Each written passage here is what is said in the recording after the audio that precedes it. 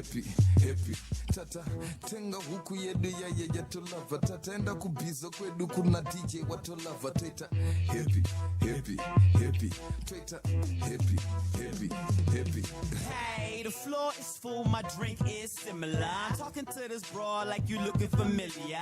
She's noticing the boy dressed fresh to death, white G-Shocks gleaming, so I know she's impressed. She leaned in for a second, muttered under her breath, but I couldn't hear.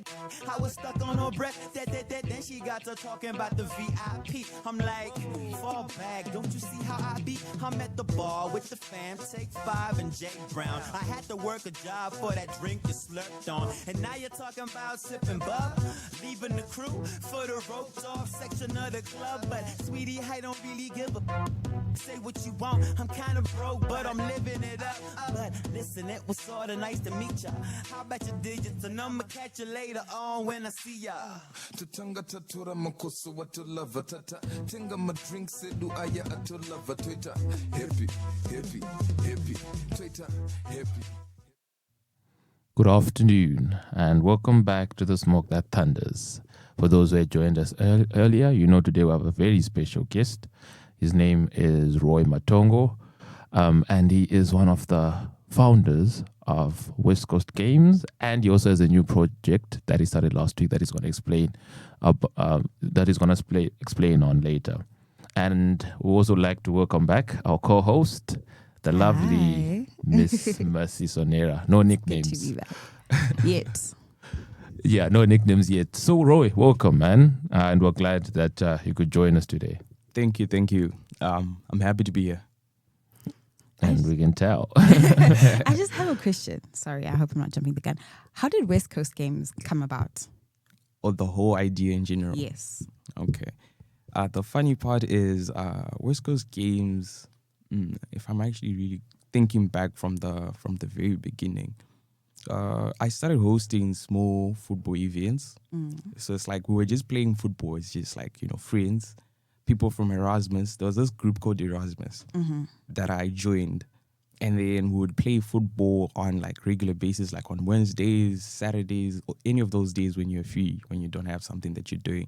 And then just go have some fun, try to do some activities. Okay. So then I saw that people really enjoy playing football. So for me, I was then now seeing that there's something a little bit more that we can add to it. Yeah. We can now make it more competitive. We can now make it more enjoyable, advanced levels and everything. So then that's how the whole concept of the West Coast Games then started beginning. So we started making them into leagues. Okay. Slowly but surely with my friend called Abel.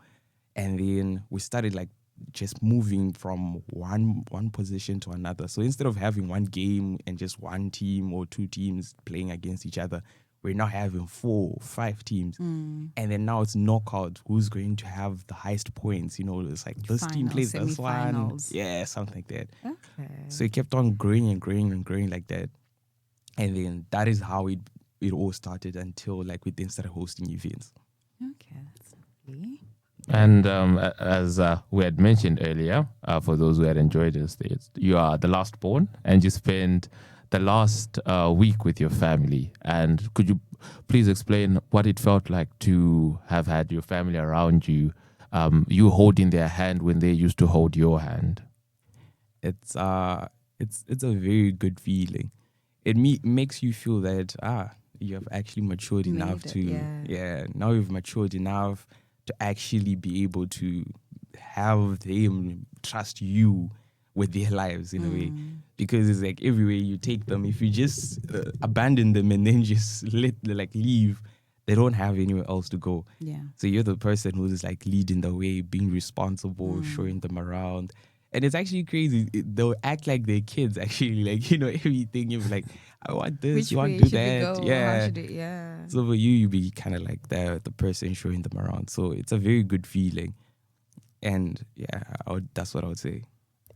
And I understand you guys came together for your older brother's graduation, aka Captain, who's in the studio today and holding the light so that his brother can shine. Shout out.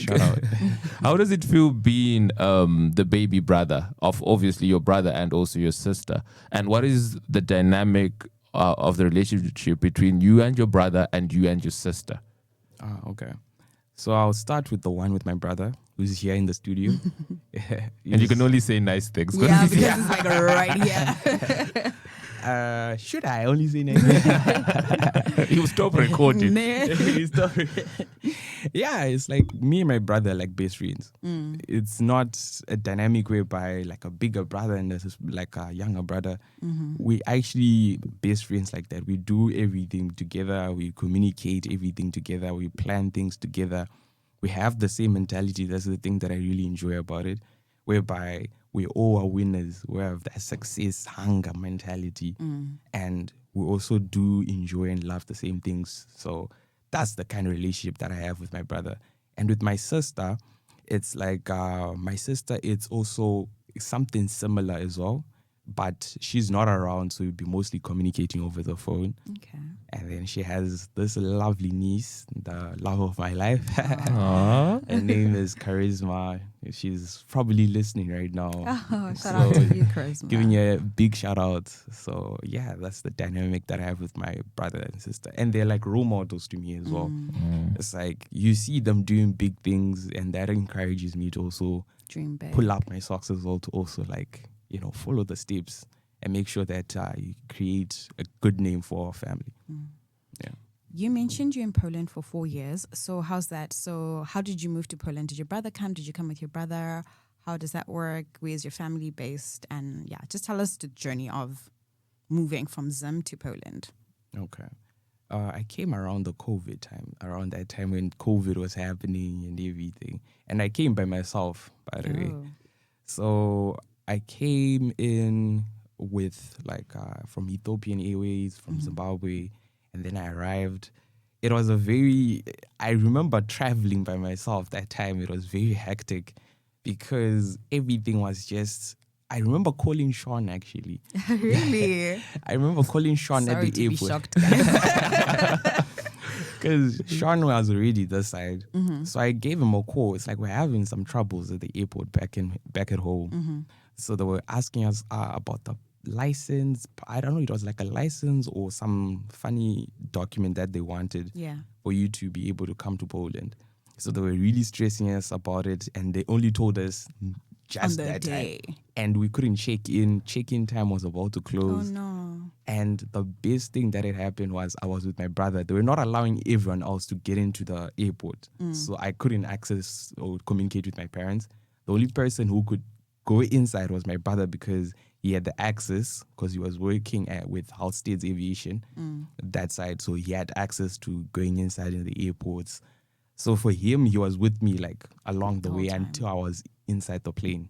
So he's the one who then used his connections to make me like pass through the whole customs. And then I ended up doing that stuff later on. So I remember calling Sean, and Sean was like, I remember doing something similar, but wait, let me hold on.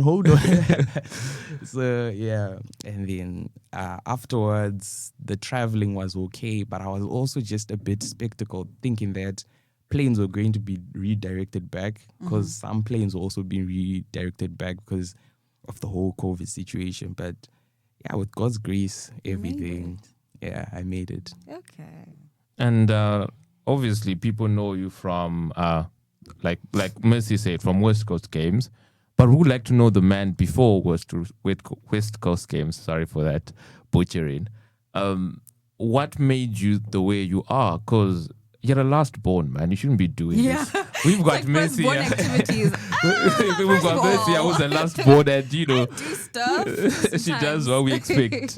But you're the last born. But I've seen you lead people, man, who are twice your age. I've seen you organize so many people. You know what I mean? I said on the interview we had earlier that you're the man that brought sports to Warsaw, and that should never ever be diluted or disrespected. Where did that come from? How did you become the man that you are today? That's a very, very weight-loaded question. But I would say, for me, what I can say about that as an answer, being a man that I am today is really revolving around the people that are around me. So I'll mostly say like people like my brother, people like my family, my parents, my sister, Yes. it's like their mentality also rubs off on me. So it's like my brother, just like what I mentioned, is a pilot. So you then end up having, I'm not treated as as the last born back at home. They treat us the same. So even the whole curfews and everything, like when I was coming back home, my curfew, I didn't necessarily have a curfew. So the way they treat you, like I was treated while growing up, was probably one of the fundamental reasons why I am who I am. And also being a person who's interested in reading books, because I feel like books have so many secrets that a lot of people don't even know. And those secrets are the ones that also then give me the Motivation and grind. yeah, and the wisdom as well for me to also then try out new things, see things. And then so I would say the people that I grew up around are the ones that made me who I am right now. And I think one thing that I've always found special about you is, when people move from one country to another, it takes time for you to find your skin. I remember 6 months down the line, Roy has arrived. I see Roy at a networking business event. I wasn't physically there, but I'm seeing, what is Roy doing there? I mean, he's been here for half a year. He's already You're calling me. Now you. Now he's already active. I want to know, how easy was it for you to settle in? Because it's always looked like you belong here. It always looked like you're part of the furniture. You never looked like a deer in headlights. It was, you're already hunting from day one. How did that come about? Is that like your general personality, or there were maybe friends along the way that held your hand and made it easier for you to gel into the community? What I can say on that one, I can say there are two factors actually. For me, I believe in agency. You should always have agency in life. Like the more you're like ready to do something or to make sure things are done, that's when you actually accomplish a lot of things. So the first thing I would say, like the reason why I was already everywhere, all that kind of thing, is because for me, I already had a mind, I had a mentality, I had things already planned out that I wanted to achieve. I didn't just come here to just be here. I wanted to, I have a goal, I have an ambition, I have something that I've written down that I still haven't achieved, but I feel like I'm going to achieve. So for me, I knew for me to accomplish these big dreams, I have to hit the ground running as quick as possible.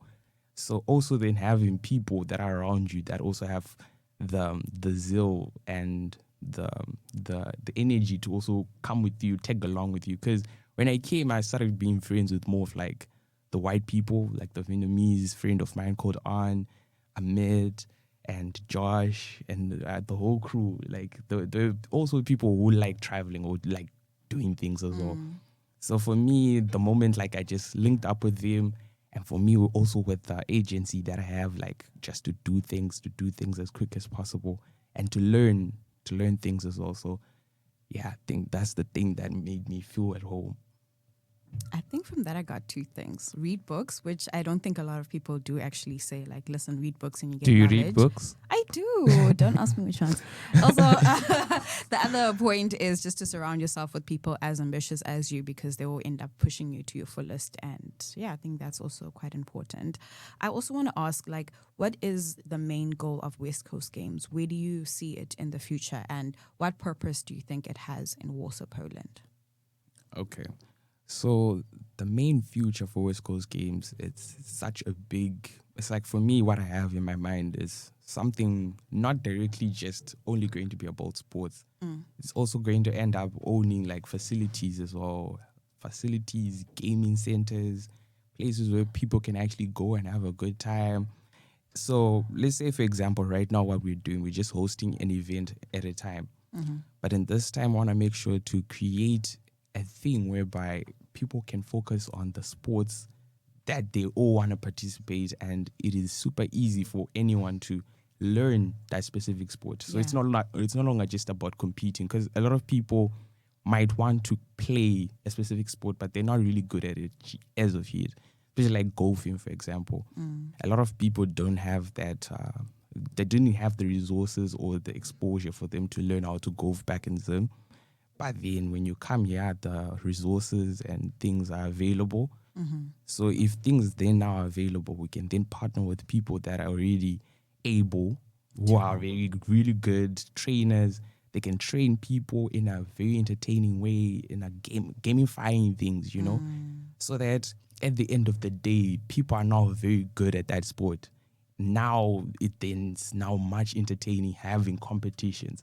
So we also have to go backwards, because going forward, you also need to go backwards. And then, so now owning facilities like those ones whereby someone can learn golf, someone can learn how to play table tennis, someone can learn how to play hockey, and all that kind of thing.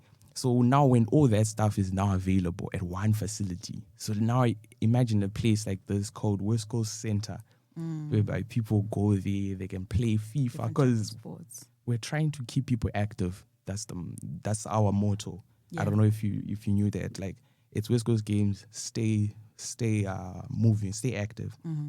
So we want a lot of people to be as active as possible, because I also feel like a lot of people feel that they're depressed.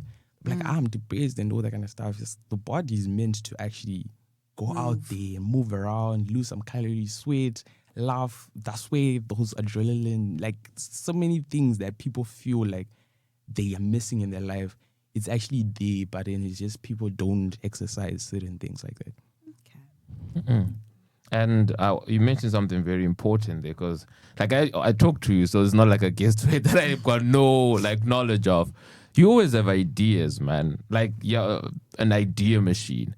How do you separate which ideas to do and which ideas to keep later? Because, I've faced that problem before where I have like 20 ideas simultaneously, and then I just end up doing 10 of them, not to the best of my ability, because, if I was doing one idea, I'd be great at it. So how do you balance that sort of like pressing on one idea and then stopping, and then also saving some ideas for later? That's a very good point. That's a very good question. For me, I don't think I've mastered it just yet. But then, I really like this quote. I think a lot of people don't know the full quote, the full meaning of this quote. You know why when your parents tell you, don't be jack of all trades, and then, you should focus on one thing, and be a very good person, like. But then, do you know if you know the whole quote? Yeah. The whole quote. Yeah. It says a jack of all trades, is better than a master. It says a jack of all trades. No, it's I can say it. Yeah. A jack of all trades is better than a master. No, it's also still my mind. I think, but then it ends up saying it's still better than a master of none. Yeah, that's how it is. All trades, a master of all is still better than master of one, I think. Yeah, something master like of that. one. Yeah. Yes. So I feel like being able to broaden out, to do a lot of things, it's a gift and it's a good thing, but you should learn when to stop. Even, I don't know if you ever read this book called 48 Laws of Power. No. There's this book called 48 Laws of Power. I think you should check it out. It's a very beautiful book. I should just write that down. Yeah. So then, we ask you if you read books or not. I do read the books. Over to you, Roy. Yes, so one of I think it's the 45th or 46th law. It says learn when to stop. Mm-hmm. So if you have an idea, the one that you feel has the most things that you can accomplish as quick as possible, that's the one that you have to focus more on, I feel. So reach the highest potential on that one. So before you move to another one, you have to make sure that you have reached or you have fulfilled that specific idea, for example, that you have, and you have also failed numerous times. Because failure, it leads to success. It says, I really like this, is a friend of mine who was like, fail a lot of times, fail 20 times, but then at the end of the day, you're going to succeed. And it's better to succeed after failing rather than succeeding without failure, because now you don't have ability, experience. Experience. You don't understand how the whole thing. So now when you've failed so many times, now you've understood the whole thing. That's when you should move on and then try something else as well. So I feel like trying out ideas is good, but learn when to stop as well. So yeah. Okay, I think that's gonna lead us to our first break. So we're gonna play a song from Jamaica.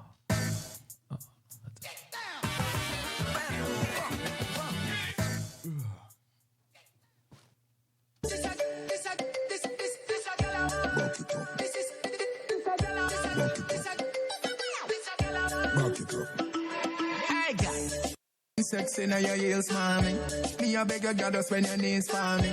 Bring your body pretty please for me. You try girl a squeeze for me. See the backers is a girl a man. Backers is a girl a man. Backers is a girl a man. Backers slap up your body so louder than clappers. Backers is a girl a man. Backers is a girl a man. Backers is a girl a man. She want it hard on the floor like we not have mattress. Party up in the air and every girl a cock it up. Every girl a follow lean and chuck a back it up. Any boy that want a girl a bang they them a fi cut. Me girl a forehead and you need them a fi touch. Rock it up. One round that is not enough. Fat pussy, look how you make me tough. When me think oh girl me happier than a pillow. Every girl a position in a the dot. See the backers is a girl a man. Backers is a girl a man. Backers is a girl a man. Backers slap up your body so louder than clappers. Backers is a girl a man. Backers is a girl a man. Backers is a girl a man. She want it hard on the floor like we not have mattress. Girl bend over like a yoga class. See the G's them me a go send over fast. Girl we a bob on and off. Me stab it and broke like Michelle out a glass. Girl a big party they fi stay out a shot. Oh man your body blessed like a tree over cross. Dog give me no see girl me the overcast. Then me 60 years go send out a blast. See the backers is a girl a man. Backers is a girl a man. Backers is a girl a man. Backers slap up your body so louder than clappers. Backers is a girl a man. Backers is a girl a man. Backers is a girl a man. She want it hard on the floor like we not have mattress. Party up in the air and every girl a cock it up. Every girl a follow lean and chuck a back it up. Any boy that want a girl a band they them a fi cut. Me girl a forehead and you need them a fi touch. One round that is not enough.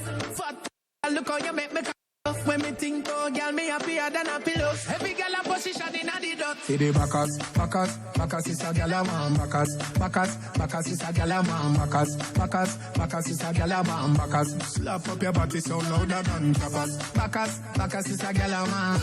Backers is a girl a man. Backers is a girl a man. She want it hard on the floor like we not have mattress.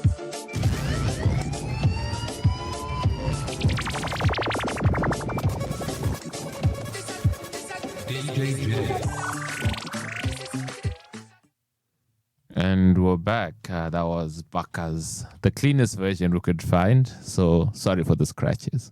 But anyways, we're back on air and we're back with Mr. Roy. And we understand you're part of a new project. The official title is you are the marketing director of DVSBL, which is divisible. I hope I pronounced that well. In full. Tell us about that. Okay, so it's actually divisible. Oh, divisible. Yes. Right. So it's a clothing brand that is called Divisible, and we opened a shop at Cliff Mall. Wow. Oh, wow. Yes, we opened a very nice shop, a very beautiful shop on the first floor at Cliff Mall. So everyone else should come through and visit. So basically the brand is fashion function. Mm-hmm. Okay. So basically we have clothing brands that are for functional purposes. So let's say, for example, we have biking wear, like biking jackets, hoodies, and etc. So basically we have hoodies whereby they have Teflon, and they have these guards whereby like if you fall down from a bike, you won't get any injuries. Mm-hmm. And it also has a fabric whereby if you fall down on the road and you roll around, if you're traveling not more than 50 kilometers an hour, it won't like rip apart or anything. So that means you won't be having any problems like having your skin damages and everything if you roll on the ground. And then we also have some skiing gear. So it's mostly like fashion function, most of the functional sporting stuff, but then adding style and then making it also lighter as well, so that it's functional as well. So that's the brand. Okay, so it's stylish but functional Yes. fashion. And like, how did that come about? How did that start? Okay, just like what you mentioned that time whereby you have seen me going to these conferences and everything, that's where it all started. So I've been given the privilege to be attending these events. So every time that I attended these events, I would network. I'll start networking, talking to a lot of people, a lot of business people, like-minded people. Because when you talk to someone that has already done great things, you learn a lot. So now most of these people then invite me to some of their events, to their shops and whatever else they're involved in. So then one of the businessmen from there called Newman, he was actually supposed to be one of our guests as well. He was supposed to come today, but he had to meet suppliers for the shop. So then I met him, and then he really liked my character, and he wanted to become like a mentor, someone who helps me in business and everything. So at first, you would watch me from afar, seeing the events that we're doing, the other businesses that I've been doing. He'd been just watching from afar, and then witnessing, seeing, trying to see like if I am who he thinks I am, that kind of thing. And then he also visited numerous of our events. And then came about 3 months ago when he then called me up and then I was like, let's have a sit down, let's have a meeting. And then for me, then went down, then we had a coffee.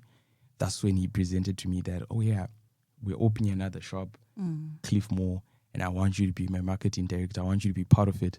And he said, I just don't want you to be just part of just the marketing director. It's just like an employee. I want you to be a partner. So that's when he offered me, I'm not going to mention most of the other stuff because it's confidential, but then we were then given the partnership role. So now I'll be a partner. I'm a partner of that shop and that brand.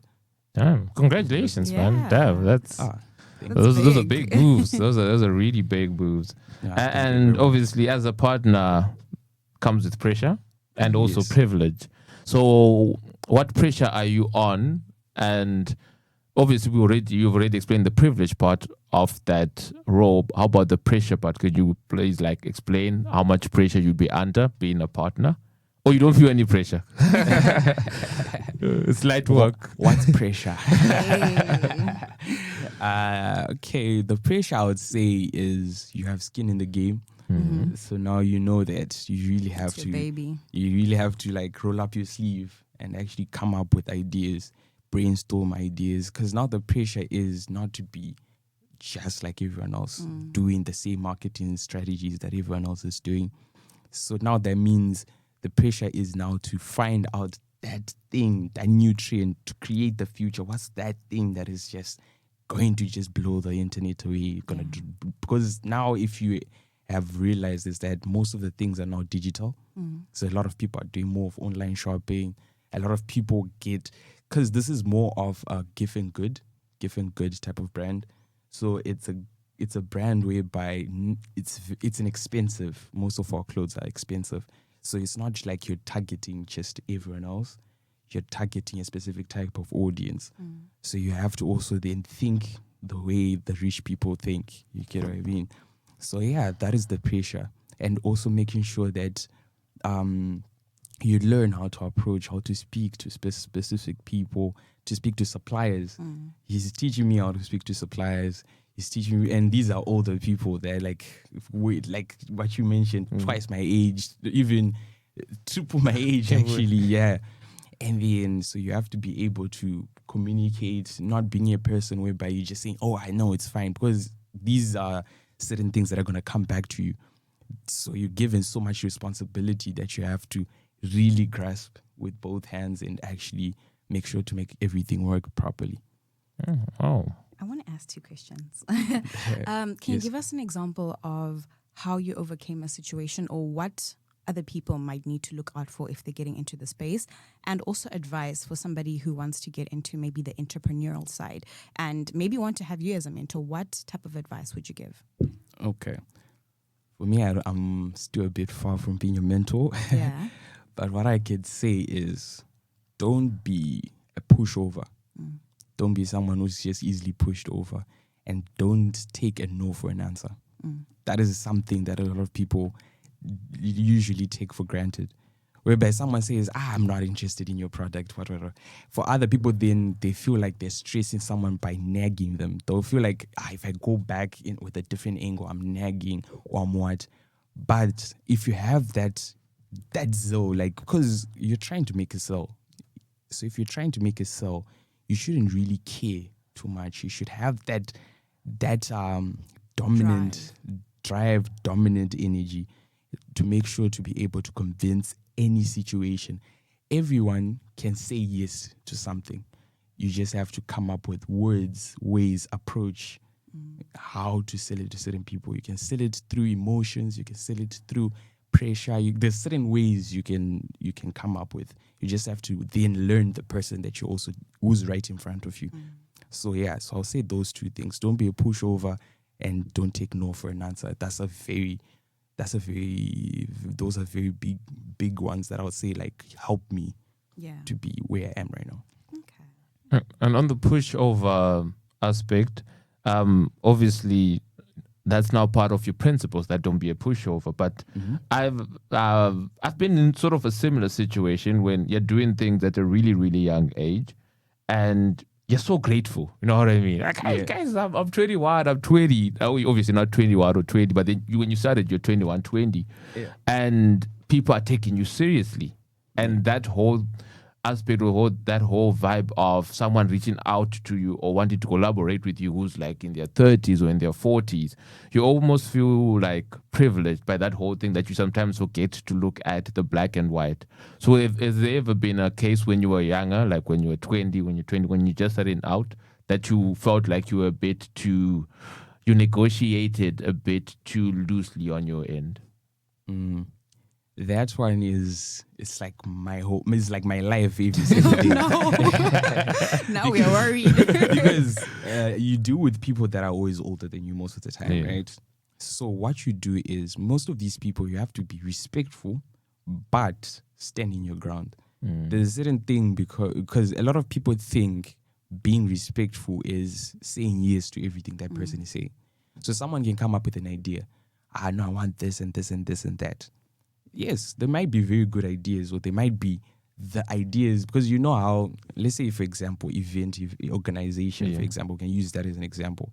Certain people have so many different ideas. They know they have things they think they work, and there are things that work for you, for your brand. So let's say for us, for example, we're a sporting brand. We are not going to compromise the family-friendly part of it, or compromise specific things for that. So we stand our ground on that. We can stretch it a bit, but then you have to stand your ground. So I feel like being able to stand your ground, to be like, okay, I hear you. And also another way of response. There's this response that I learned from this guy. He really taught me a very good response, or way to actually like encourage or to deal with people like that, is you do not crush someone's idea. You don't say, yes, but. You don't say, but. You be like, yes, we can then add. You add on to their idea. So you add on what you want, rather than to seem like you've crushed that person's idea. So if you talk to someone in a way, in an encouraging way, they'll see that, oh yeah, we have different ways of thinking. But then this person didn't crush, because everyone has an ego. So the moment you crush someone, that person now wants to show you that, things are not going to move because now it's me, you get what I mean? So the moment you then talk to someone in a specific way and then show them, be like, oh yeah, but for me, this is something that I don't think I can do, and this and that. And then they'll be like, okay, I understand. I think we can try to negotiate, or we can try to downsize this, and then you move on. So add a comma, not a but. Basically. Exactly. All right. Cool. I think that's pretty good advice. And still on you advising us, because we've learned a lot so far, but we want to learn more. And the next question is, you've done sports, right? You've done clothing. These are things that, of which I don't mean this in a disrespectful way, are not your bread and butter, in the sense of you weren't a football player. You played football, but you're not a football player. Sean's taking out his files. I know this guy. I know him from my school. I've known him for a while. So Like he plays football occasionally, and occasionally that's a stretch. And then you've got the Jaboras, man. They play football 6 days a week. And they'll be like, no, but, and I'll say this in Shona, Azizwe Bora. You know what I mean? That whole Azizwe Bora vibe. Fashion is the same thing. Fashion people are very particular about clothing. They're so protective of their industry, right? It's the same thing as music. So how do you find middle ground with purists? Because you're not a purist. I think the most amazing thing about you is you are literally a jack of all trades. And we can put you into any industry and it's plug and play. Right now in fashion, plug and play. If you're doing music next week, I would not be surprised because that's just who you are. So as a plug and play person, how do you find common ground with purists? Okay. Purists are very difficult, very hard people to please. But then they are the most communicative. They communicate the best way possible. They are the person, like they're people who, for me, how I can explain it in two ways. Is whereby they communicate to you and then they tell you most of their cries, certain things that they need to be done in the best way possible. And then the other thing is they also don't know what they want as well. Is whereby, for example, they also might have problems whereby they want certain things, but then those things are not proper for that specific thing. So you have to be in the middle as well. You have to hear their cries and understand where they're coming from, and you can try to maximize it in that best way possible. But you also, as a visionary person, you have to then create a specific thing that they might then realize that, oh, this is what we needed. Because that's how everything is created. People who run these Premier Leagues, Champions Leagues and everything, these are probably some of the other guys that don't even play football anymore, or never even played football anymore, some of these rules. So I feel like being someone who creates a specific thing for people and also listen to feedback. So I feel like purists give you the information, but then it's now up to you now to then create something that is then now entertaining for them. So it's like you then have to come up with something that they would enjoy at the end of the day. So it's not like being a head, it's being a leader. You are in there with them, you're understanding them, the vision is the same. Basically, Yes. It's okay. It's a team effort, I guess. Yeah. And I think the beauty of this interview is almost everyone around the table does events with varying levels of success. So how do you feel the morning after an event? Yeah, for me, I've been privileged enough that most so far events have been successful. Yeah. So it's a very good feeling. You're like, yeah. But then it's also a very dissatisfying feeling as well. Yeah. Because now, I don't know, maybe I have a problem. It's like imposter syndrome or?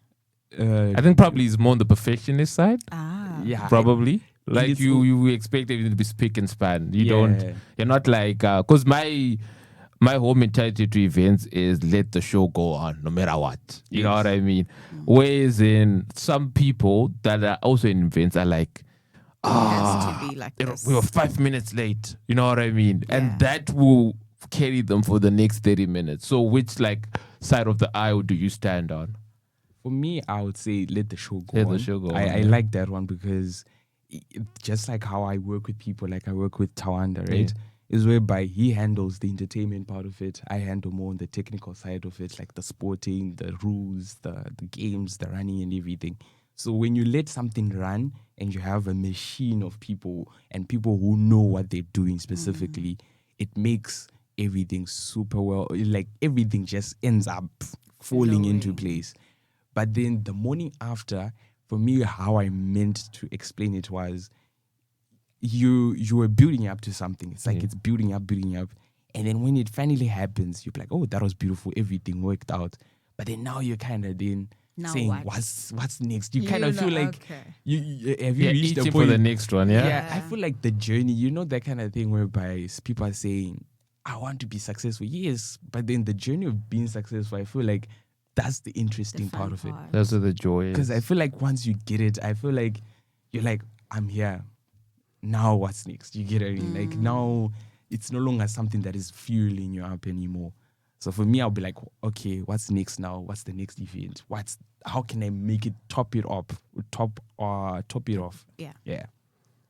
And your lifestyle is very selfish. In a good way. Hear me out. In the sense of you go to networking events. And one thing people don't know about people who do events, the events are never for you. Like, even if what you want is success from the event, but not enjoyment. I don't remember the last time I've had an event and I enjoyed it. Like, you enjoyed that it's done. Like, I did it, but you're not there kicking those balls. You're not there singing those songs. Yeah, you're happy that it's gone well, but then you don't actually enjoy the actual event. So that kind of makes you selfish in terms of socially, because you're working on weekends, man. You know what I mean? Mm-hmm. It's either you're doing an event or preparing for an event. There's no gap. So that's what I mean, like, that's a very selfish lifestyle for maybe the people around you. Mm. So have you ever had a situation where you felt alone? Not obviously, not in terms of family, because I know you have a very tight-knit family, but in terms of the people around you, because sometimes you're going to events where people think they're there to have fun, but you're there with a networking mindset. You're like, okay, I'm going to this event. I have to talk to him. You have these 6 people that you want to talk to. So have you ever really felt like, I'm not living enough? Because like I said, you did these things when you were young. You were 20, you're 21, and you're already working. Most 21-year-olds aren't doing that. And that's something that I've always asked myself, that did I really enjoy my 20s, or I was just working? So where are you at in terms of that argument? For me, I do this approach whereby work hard and also play hard. Yeah. So for us, for what I would do most of the time is like, after an event, after everything is done, like all the technical stuff, you no longer have any problems with the venue, all those kind of things. Now you know that you're free. Yeah. Now that's when I disconnect and then make sure to just, because most of my friends are supportive people. So these are the people that will be also there at the same events. Mm. So now it's no longer something that if it's like now, like let's say after party, it's no longer like the actual thing. Now you can then disconnect. Now you can mix around with your friends, have maybe a drink or two. Then two. And then, like, apart from that, how also do you balance like your personal and private life? Because as much as you can take time to have fun at your events, you're also going to need time to work on your mental health, how you are, how you check in emotionally. So how do you handle that, the pressure of being this entrepreneurial businessman running around, and then also just making time to make sure Roy is okay? For me, Roy is okay and Roy is successful. Guys, no, you guys need time too. Emotions. Feelings, finally, someone who gets it. Finally. Okay. The moment you know that things are done, that is when I'm the most happiest. Okay. So for me, that is my solitude. Yes. Okay, that's okay too. She's so disappointed because it's used to like. Because I'm also of that same belief that I don't know if I'm mentally okay or mentally happy, but I'm happy with where I'm at. And that should be enough. I'm happy that I'm doing the things that I love and I get the opportunity to do these things at a high level or at a consistent level. And that's good enough for me. I'm not yet ready to open my casket of demons and see if I'm okay or not. No, I just feel like sometimes, like, especially like with entrepreneurs and people who host events or things like that, it's just very on survival mode because, as you said, you're chasing the next thing. This has happened. Okay, connections, network, events, friends. Like, you just don't get time to sit and be like, yo, but I'm tired. I need to sleep for a while. I need to retouch my emotions. But basically you said you're handling it well. So, I mean, that's good enough. Yeah. But people also sit and sleep, also fighting for survival. I guess. Because, I mean, I always say it's better to be busy than to be bored. If you're bored, you're really going through it. Because Poland is hard, man. I think we sometimes forget how difficult it is to not have things going on. Like having nothing going on. So I think, obviously I wouldn't speak on behalf of Roy, but then I think if you have things to do, man, that's amazing. Because, I mean, we came during COVID. Things when we basically, there was nothing. So every day when you can do things feels like a privilege. In my book, I don't know if it's the same for Roy. Yeah, it even says it like an open mind is a devil's workshop. So if you do not have something going on in your brain or something keeping you like occupied and everything, that's when certain things, you end up doing certain things that are not Christian. Aligned. Yeah, or, I like how you read to Christian. Yeah. That was the first. That was the first place you jumped off. So yes, now obviously you're a marketing director. Do you have anything else in your big bag of ideas that you want to surprise on us? Because I know you might never stop working, man.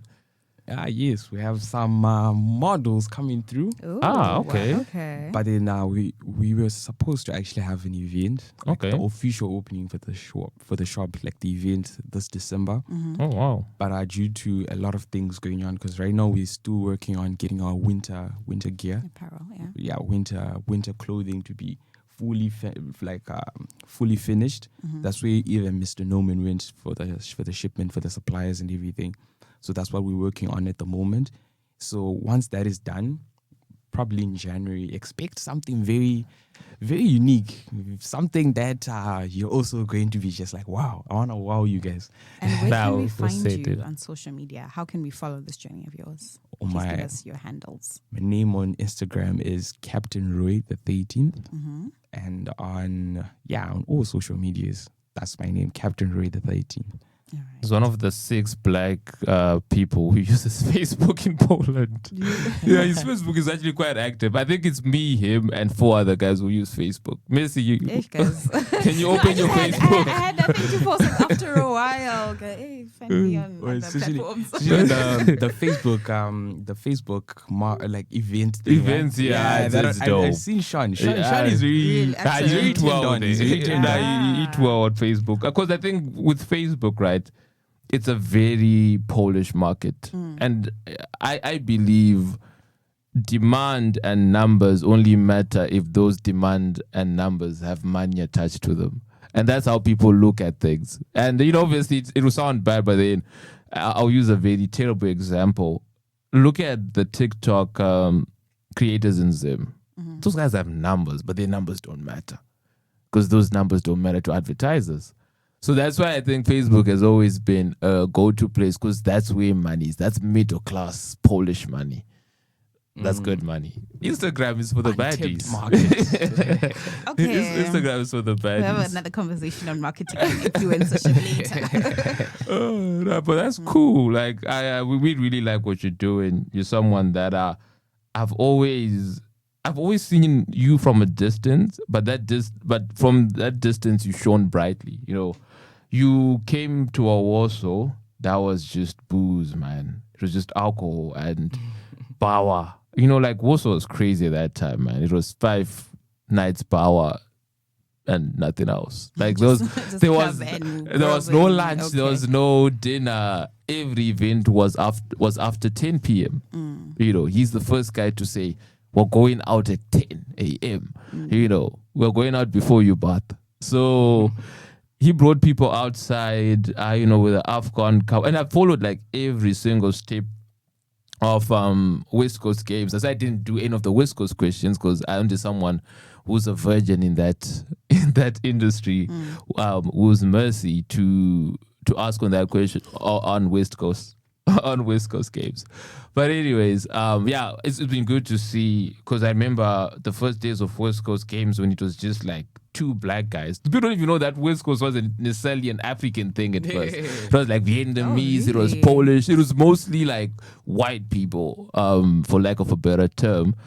And it got more African. That means he managed to change the mindset of people, which no one will ever say, but they literally, sports went a thing in Poland. People who played Bora aren't very entertaining by nature, but he brought the fun to Bora. You know what I mean? Yo, this Those is are shot. not our views on the radio. Those are not our views. No, those are my views. He retracts No, I mean, All the football guys. Hey, I didn't see anything. You guys have great personalities. I'm a football guy, but like, people still play football every week, but people don't come out to watch people play football. But people come out for West Coast games because it's bigger than football. It's community. He said he kept it strictly PG-13. That takes a lot of I wanted to say a term that's not good for radio. That takes a lot of guts. You know what I mean? To say, we're going to make this PG-13. Because this is coming from Warsaw, right? This is the country. This is the place where, when I was in Lubna, I'm like, hey, Warsaw, there's nothing going on there. There's no creativity. It's just booze. He managed to change that whole mindset and say, guys, come to West Coast Games. Come to basketball in winter. Come to... And when he's at these events, he is moving around. I think he's the best micromanager I've seen in Poland. And I'm not just glazing him because I know him personally. I think he's the best micromanager. Because everyone who does events, really, really, we're not really good managers. We're good at the guts and the glory stuff, right? Just doing the event and going through it. But micromanaging, only people who do like sports really know how hard it is to micromanage, because he's talking to how many captains? 24 captains. He's talking to artists. Yeah. He's talking to DJs. He's talking to the baddies to pull up. You know what I mean? Specific. So we just wanted to say shout out, man. Thank you so much for your time. There will be a part 2. Because after the launch, I think we have more questions to ask, because we're promised models. So questions will be asked. Do you have any last phrases or any last statements you'd like to say to the audience? I want to give a huge shout out to my mom and dad. I don't know if they're listening. I sent them the link, so I hope they're listening. I hope they're also saying no.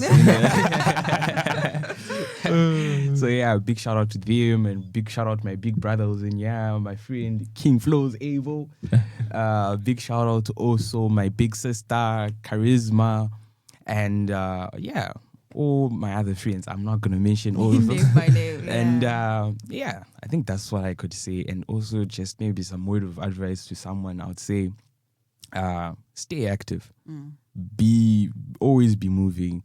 Always do something. Like, you can only tell yourself, it's like if you tell yourself that you can do it, and you can tell yourself that you can't, you're both right. Like, everything that you said is correct.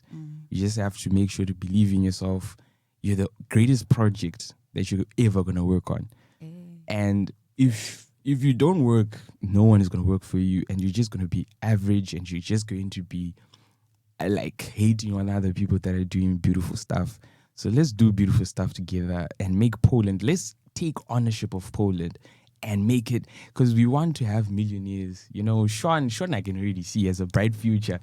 And do you know, that's another thing. He's actually someone that I actually like check up on a regular basis, because he encourages me. He also keeps me on my toes, because I'm like, hey, Sean is doing moves. Yeah, let me also, like, he keeps me motivated. So I want that with so many people. Like, this is our new country for us to conquer. Not conquer it in a bad way, but conquer it in a way whereby we also then show Black excellence, and then also give ability for other people to bless others with opportunities with the companies that we'll be owning, so that people can have employment and make sure that everything's a good place. Yeah, so I think that's the only advice. Roy for president. Beautiful, right? Like, his Black excellence Roy for speech. president. Love that so much. And Mercy, any last words? I can't even follow up after that. I'm just gonna say have a good Friday, guys. Because what can I say? That was so good. Like, it was so amazing having you here. I've certainly learned a lot, and I'm definitely motivated. Thank you. Are you gonna read the 48 laws of power? I wrote it down. It's in my notes. But are you gonna read it? Sure.